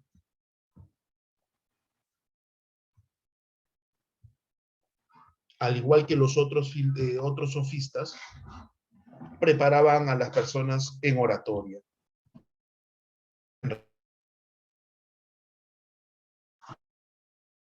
En antilogias, ¿no? Oratoria, el arte de hablar bien, retórica,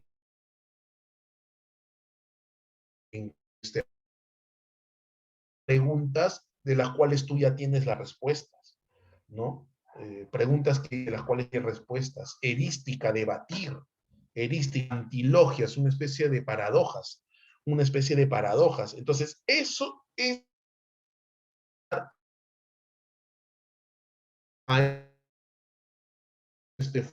ciudadanos. Correcto. Eso hay que entrenar a los futuros ciudadanos. ¿Ok? No hay que enseñarles valor. Hay que saber convencer al otro. Eso es lo que tú tienes que lograr, convencer al otro. Porque la vida en democracia, entiende Protágoras y los sofistas, implica esto, ¿no? Aquellos que quieren gobernar deben aprender la virtud de la política. Esta virtud implica un conjunto de cualidades, habilidades y saberes necesarios para gobernar. Entre ellos, ¿cuál es? Principalmente el dominio de la palabra. Buscar entonces, hay que formar un ciudadano elocuente, persuasivo, político, pues muchachos, político, ¿no?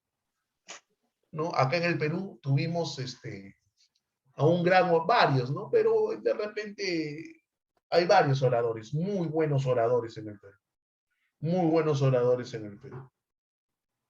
¿No? Por ejemplo, el ex ministro de Justicia, no recuerdo su apellido, en el gobierno de Vizcarra, en el breve gobierno de Vizcarra, el ex ministro de Justicia, que antes de que sea ministro de Justicia, era congresista, y cuando estaban a punto de vacar a PPK, él salió a dar su punto de vista, muy elocuente, orador, pues, y uno se da cuenta en el Congreso de la República quién tiene dotes de orador y quiénes no, quienes hablan sonceras y no saben hilar dos ideas, ¿no? Frente a las personas. Vicente Ceballos, claro, un muy excelente orador, Vicente Ceballos, excelente orador. No puede, ¿cómo se llama? A emitir juicio acerca de su participación como ministro, no, sino su parte de orador. Esa parte estoy evaluando. Excelente orador. El que defendió a Pepe cuando fue la primera moción de vacancia, que también se me fue el nombre, el abogado que empezó a hablar de Aristóteles para hablar de virtud, de ética, de moral en pleno Congreso, y que mucha gente se quedó de qué está hablando, no entiendo nada, era otro monstruo, ¿no? Y el monstruo de monstruos en el Perú, ¿no? Es el señor, bueno, ya fallecido, ¿no? Alan García, pues, ¿no? Le podemos atañer, se puede decir muchas cosas de Alan García, pero de que era un gran orador, movía masas ese tipo. Pues. Ese es el mejor ejemplo de elocuente, persuasivo, si quieres sofista, ¿no? El tipo es, convencía, pues, convencía. El político debe saber defender su opinión y convencer a la mayoría. En eso consistía el trabajo de los sofistas. El trabajo de los sofistas. Otra postura del señor Protágoras es esta. Obviamente, se supone que esta pintura es una parodia, comedia, ¿no? Porque acá a la izquierda debe estar Adán y acá a la derecha Diosito, pues, ¿no? Que está a punto de tocar a Adán, ¿no? Está a punto de tocar a Adán. Pero ahora tenemos un científico que le está examinando para saber si es Dios o no es Dios. Esa postura es agnóstica. El señor Protágoras es agnóstico. ¿A quién se le llama agnóstico? Agnóstico es sinónimo de ateo, ¿verdadero o falso? Agnóstico es sinónimo de ateo, ¿verdadero o falso? Falso, no. Agnóstico es el que pone en duda todo aquello que no puede ser demostrado, comprobado. Ok, claro, entonces hay muchas personas que son agnósticas en relación a Dios. Ahora pasamos a otro sofista, Gorgias de Leontino. Si Protágoras es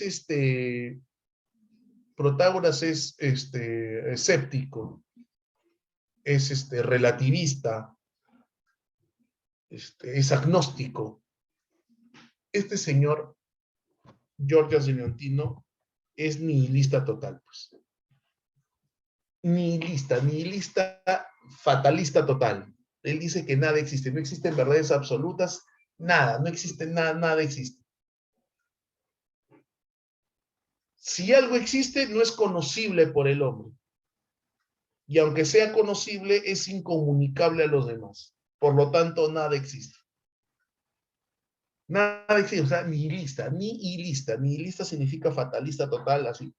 Negación de todo. Nada, verdades absolutas, verdades relativas. Nada existe, nada existe. Pero hay una contradicción en este razonamiento. ¿Te puedes dar cuenta? Te invito a leer bien eso y dime dónde está el error. El posible error, ¿no? El posible error.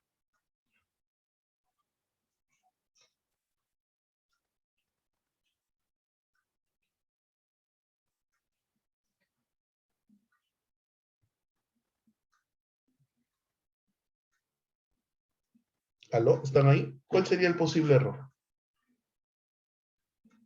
Es que si dices que nada existe, Ariana, en el verde, en la parte verde dice, ya, nada existe, ya, pero si existiera, o sea, ya dijiste que nada existe. Y luego abres la posibilidad de que si existiera, no se podría conocer, pero dices, nada existe, pero si existiera, ahí hay una contradicción. Si nada existe, pues no necesitas decirlo. ¿Qué es Profesor, el incomún? azulito, aunque no sea conocible, es incomunicable a los demás. ¿Esa? Sí. A ver, en el naranja dice, nada existe. En el verde dice, si algo existe, no es conocible. No se puede conocer.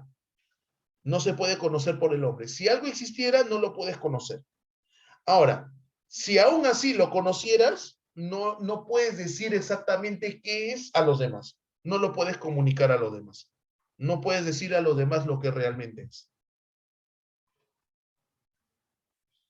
¿No? Esa es la postura de Georgias de Leontino, nihilista.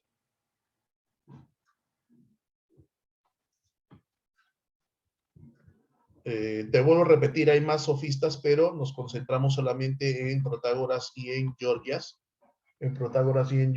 Y ahora nos concentramos en probablemente uno de los más grandes filósofos del mundo antiguo, pero también súper criticado, y voy a empezar mencionando a la persona que critica y le echa y responsabiliza, le echa la culpa, responsabiliza a este filósofo de toda la decadencia del pensamiento occidental.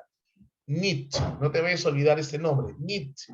Nietzsche responsabiliza a Sócrates, perdón, Nietzsche, filósofo alemán del siglo XX, no, del siglo XIX, siglo XX, responsabiliza a Sócrates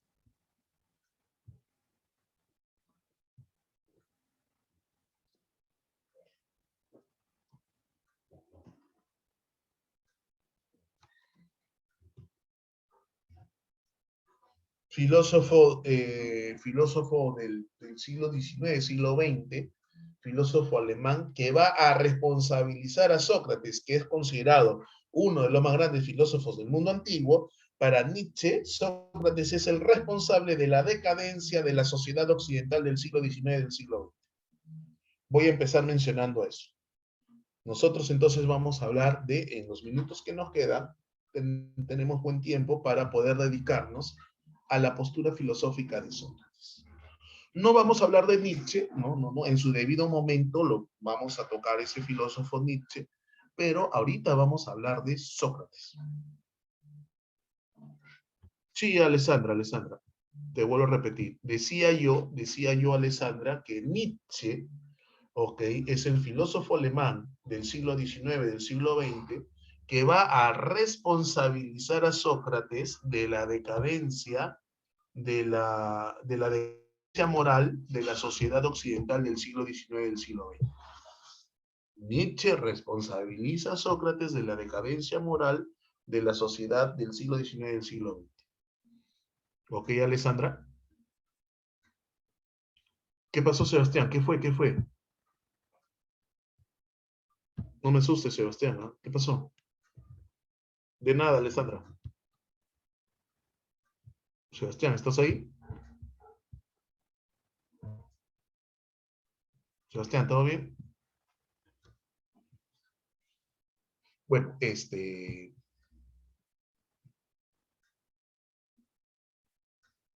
Ah, ok, sorry, no hay problema. Entonces vamos a hablar de Sócrates y su relación con los sofistas. Ya hemos hablado largo y extenso de los sofistas en esta mañana. Enseñaban a los futuros ciudadanos oratoria, retórica. Pero Sócrates era un tipo que no le interesaba la vida política. Discrepaba con los sofistas. Discrepaba. No le interesaba la vida política a Sócrates porque Sócrates consideraba que la virtud que todo ciudadano debe desarrollar no era la política, sino era el conocimiento, la búsqueda del conocimiento. No, ese es un esquema resumen de lo que vamos a ver en las siguientes diapositivas. Vamos a hablar del método socrático, del intelectualismo moral y de algunas frases que están relacionadas con el señor Sócrates. ¿Correcto? Listo. En primer lugar, ahí tenemos a Sócrates. Y Sócrates, dame el nombre, si estás atento vas a responder, dame el nombre del sofista que afirma que no existen verdades absolutas, todas las verdades son relativas. Escríbelo, al toque, el toque. El nombre del sofista. ¿Georgias? ¿Estás segura? No. Protágoras. Te equivocaste, hijita, es Protágoras. Protágoras es el que dice que no existen verdades absolutas. Todas las verdades son relativas. ¿Y por qué lo tomo como referencia a Protágoras? Porque para Sócrates eso está mal. Para Sócrates sí existen verdades absolutas. Para Sócrates sí existen verdades absolutas, ¿correcto? Sí existen verdades absolutas. O sea, sí existe el bien, sí existe el mal, sí existe, o sea, cualquier cosa, o sea, existen verdades y esas verdades son las mismas para todos, no depende del punto de vista, no. O sea, el ejemplo de que te dije yo hace un rato, robó 2 soles, robó 50 millones de dólares. ¿Cuál de los dos está mal? Ah, no, profe, el que robó 2 soles, no, pues solamente son 2 soles. El que robó 50 millones de dólares, dice, sí está mal. No. Al que haya robado así sea 50 céntimos, igual está mal. Entonces, por lo tanto, existe, o sea, el mal es único, independientemente de los atenuantes. ¿Me estás entendiendo eso? Sí, profesor. Listo, ok. Entonces, Sócrates defiende la postura de que sí existen verdades absolutas. Sí existen verdades absolutas. Eso lo defiende Sócrates. Ahora, la pregunta es, ¿y dónde están esas verdades absolutas? ¿Dónde? ¿Dónde están? ¿Dónde podemos encontrar esas verdades absolutas? Lo cierto es que Sócrates dice que ningún maestro te va a enseñar las verdades absolutas. Ningún maestro te va a enseñar verdades absolutas. Ni él. Ningún maestro te va a enseñar verdades. ¿Por qué? Porque las verdades absolutas se encuentran dentro de cada uno de nosotros. Entonces, si la verdad se encuentra dentro de nosotros, pregunta, ¿dónde debemos buscar? ¿Dentro o fuera? Dentro, profesor. Así es. Debemos buscar dentro de nosotros. Pregunta, pero cuando decimos buscar dentro de nosotros, ¿a qué me refiero? ¿A qué me refiero? ¿A qué me refiero? ¿A qué me refiero? A que debemos reflexionar. Cuando decimos dentro de nosotros, nos referimos pues a nuestra reflexión, a nuestro pensamiento. O sea, esa verdad está dentro de nosotros, pero al parecer la desconocemos. Tenemos que reflexionar para poder encontrar esa verdad que está dentro de nosotros, no afuera. Entonces, yo no puedo preguntarle a un profesor, a un maestro, si esto es verdad o no. No, yo tengo que buscar dentro de mí y para eso necesito desarrollar un ejercicio. Sócrates desarrolla un método para encontrar la verdad, el famoso método del diálogo o de la dialéctica. Diálogo o dialéctica que se divide en 2 momentos. El momento de la ironía, también llamada contradicción, y el momento de la mayéutica, también llamado definición. En algunos libros vas a encontrarlo simplemente con el nombre de el método de la mayéutica de Sócrates. Pero en realidad se divide en 2 momentos, ironía y mayéutica. Acá hay una anécdota, acá hay una anécdota. ¿Cuál es la anécdota? La anécdota es que el señor Sócrates, tiene por madre a una señora que es comadrona. Pregunta, ¿qué hace una comadrona? ¿Atienden el parto? Una mujer que ayuda a parir a las mujeres. ¿Ok? Y aquí la analogía es bien sencilla. La mujer cuando está embarazada, antes de dar a luz, ¿dónde tiene a su hijo? En su vientre. En el vientre, esa criatura está en medio de la oscuridad, en medio de la oscuridad. Y cuando la comadrona ayuda a la mujer a parir, saca a ese niño de la oscuridad y lo saca ¿dónde? Lo saca ¿dónde? A la luz. Entonces la comadrona ayuda a la mujer a dar a luz. Sócrates dice, así como mi madre ayuda a las mujeres a dar a luz, yo ayudo a los hombres a parir ideas, porque las ideas verdaderas están dentro de ti, solamente que tú no te das cuenta, no las conoces. ¿Por qué? Porque no reflexionas, porque no haces el ejercicio de la reflexión. Entonces, lo que va a hacer Sócrates es ayudarte. ¿Ayudarte a qué? Ayudarte a parir las ideas que están dentro de ti. ¿Y cómo lo va a hacer? A través de estos dos momentos, de la ironía y la contradicción. La ironía, contradicción, también llamado el momento destructivo. ¿Por qué momento destructivo, profesor? Porque irónicamente, la palabra ironía significa, a ver, voy a utilizar una palabra coloquial, una palabra muy chabacana. Es cachaciento, ser cachaciento. Sí entiendes cuando te digo la palabra cachaciento, ¿no? Cuando tu amigo es cachaciento contigo, está siendo irónico contigo. La ironía es un momento, se burla de ti, vamos a decirlo así. O sea, no es que Sócrates se burle de uno, no es que Sócrates se burle, pero era irónico con sus preguntas. No por gusto se llama método del diálogo, porque lo que hace Sócrates es eso, dialogar, conversar, dialogar, hacer preguntas. Este primer momento, ok, de la ironía, a través de las preguntas, Sócrates ya tenía las verdades, ya, pero él quería que tú la descubras por ti mismo. Entonces Sócrates se hacía pasar como tonto, entre comillas, y hacía preguntas, no hacía preguntas. Entonces, lo que él quiere es que tú descubras la verdad por ti mismo, que descubras tu ignorancia, hace preguntas ingenuas, fingía desconocer del tema.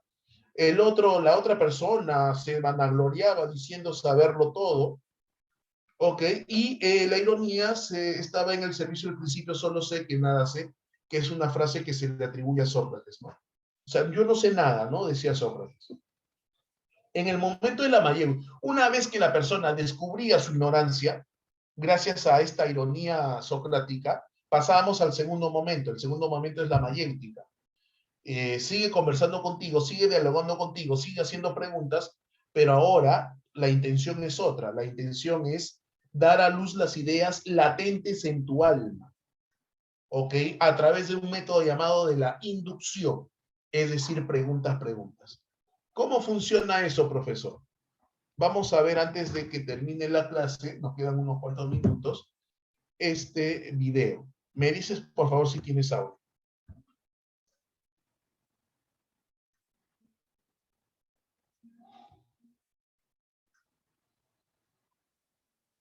Miren, ahí va Sócrates. Si hay audio, profesor. Te saludo, Sócrates. Oh, el excelente Hippias. Hace mucho que no teníamos el placer de verte en la ciudad. ¿A dónde vas tan bien equipado? Al gimnasio a pronunciar un discurso sobre la genealogía de los dioses. ¿Te gustaría escucharlo? Tengo cosas que hacer y lamentablemente no puedo acompañarte. Es un discurso que ya he hecho. Todos me han dicho que es muy...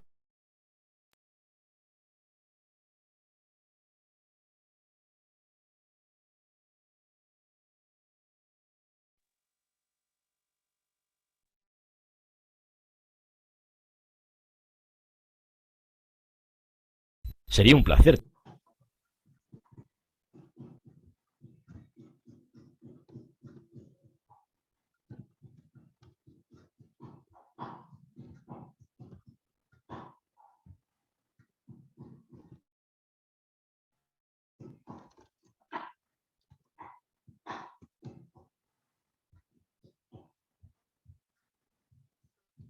Hippias, ¿se podría decir que una mula es bella? Sí, En mi pueblo hay mulas de gran belleza. ¿Y una bella cacerola? ¿Se puede decir que es algo bello?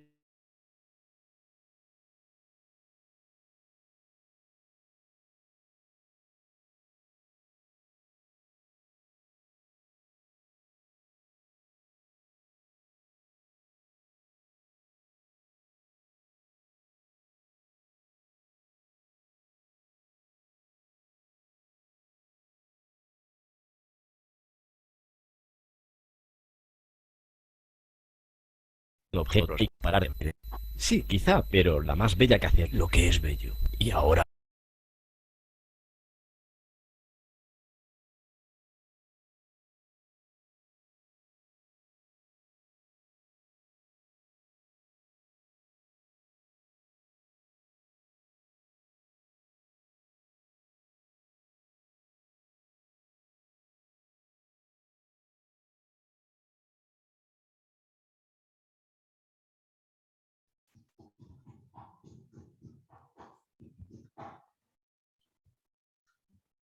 He comprobado que es un tema de los videos. Los videos es no, los videos, ¿cómo se llama?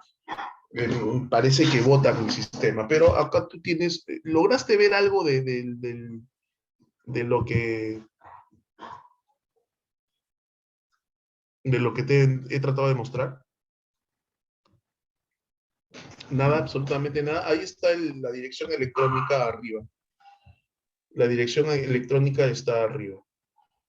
Sí, parece que el tema sí se vio un poco. Se encuentra con un sofista, Sócrates, Hipias, y empiezan a discutir acerca de lo que es lo que es la belleza, lo que es la belleza. ¿Correctos? Lo que es la belleza. Me gustaría, por favor, que entres a esta dirección electrónica. Esa dirección electrónica es, o busques en YouTube, método dialéctico de Sócrates, así lo vas a encontrar. Y ahí te vas a dar cuenta, de cómo Sócrates hace uso de su método dialéctico. O que hablan sobre la belleza. En cuanto a la ética, ahí está, tómale screenshot, por favor, porque si no voy a tener que salir de la pantalla completa. Tómale screenshot, por favor. Sí, ahí está. Ya está, puedo avanzar.